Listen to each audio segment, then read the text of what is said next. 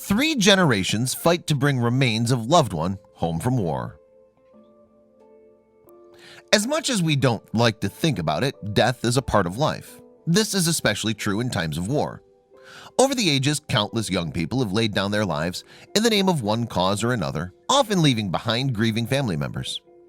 The best those family members can hope for is a proper burial for their loved ones, and that their sacrifice will be remembered favorably by history. But far too often, victims of war are never returned home for one reason or another. When one man lost his life in the line of duty, his family would fight much longer than most to bring back his remains. Jim was an 85-year-old man who'd lived his whole life in Nashville, Tennessee. Like most folks in the twilight years of life, he spent a considerable amount of time reflecting on the past. All in all, he'd lived a good life and really only had one major regret. The only major thing he wished was different was that his older brother Harold could have been around to share that life.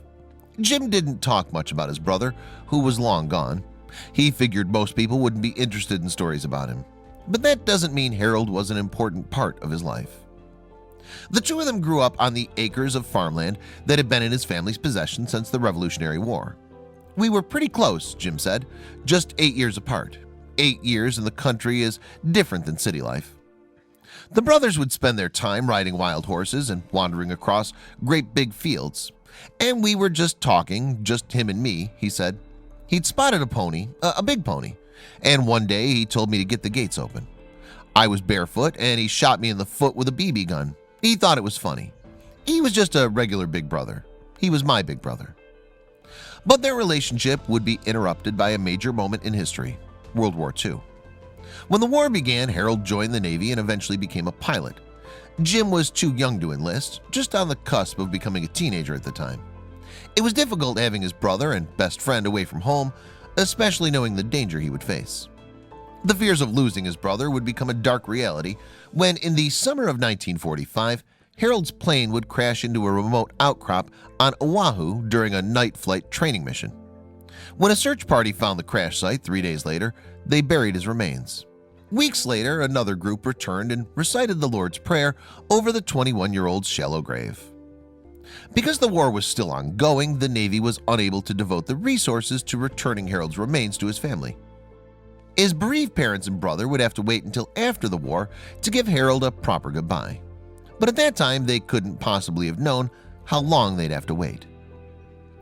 Though Harold DeMoss's plane had crashed less than 40 miles from the Navy headquarters in Honolulu, it had come down in a remote area, separated from the nearest road by at least 7 miles of thick vegetation on rugged, steep terrain that was home to wild pigs. Immediately after the war, it took attempts by 2 separate search parties to find him. But of the 400,000 Americans who died during World War II, 79,000 were unaccounted for at the end of the war. That was a lot of soldiers to track down and return, and in the time before Harold's turn came, the charts and maps documenting the location of his remains were lost. At first, the DeMoss family waited patiently, knowing that finding the bodies of so many lost service members was a daunting and difficult task. But as the 40s became the 50s and then the 60s, their patience wore thin. Over those years, they sent the occasional letter and placed the occasional phone call asking for updates on the state of the recovery without ever getting a useful response. Then in 1968, Harold's mother Zora asked the military for an escort to the crash site. They rejected her request and instead offered a commemorative lithograph of Harold's name on a wall of remembrance. Zora took that rejection hard, putting some of her feelings into the form of poetry, such as, "It would be sad, but I'd like to see the grave where dear Harold lies, and cover it with flowers beneath Hawaiian skies." "We never had anywhere to go," Jim said. "That was the hardest part. It was hard for my mom. She didn't have any place to go."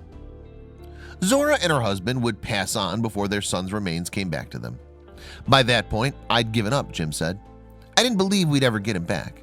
They had him in their hands 2 days after the crash, and they didn't see fit to get him back to us. I figured nobody cared much for an old hillbilly who got killed in the war." But Jim's daughter Judy kept up the fight, despite how frustrating it could be interacting with the Department of Defense officials and congressional representatives. "One office offered to get us a flag," she said.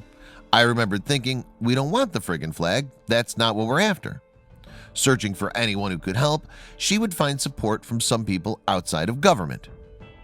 In 2011, Judy got in contact with the Hawaiian Aviation Preservation Society, a volunteer historical group. They looked over the accident reports Judy had uncovered in her research, pinpointed a likely area, and made a promise to her that they'd find her uncle's remains. They then started a series of excursions into the rugged hillside to find the crash site. It would take them 9 attempts until they stumbled across a plane tire and some scraps of metal they believed belonged to Harold's aircraft. They immediately sent the coordinates of their discovery to military officials, but the Department of Defense would sit on that information for 7 years before taking action. In 2013, the Department of Defense told Judy they had to do an environmental impact study before they could retrieve Harold's remains, which would be done in 2014. 2 years later, after hearing nothing, Judy contacted their senator and state representative. One told them the study would be done in 2 months.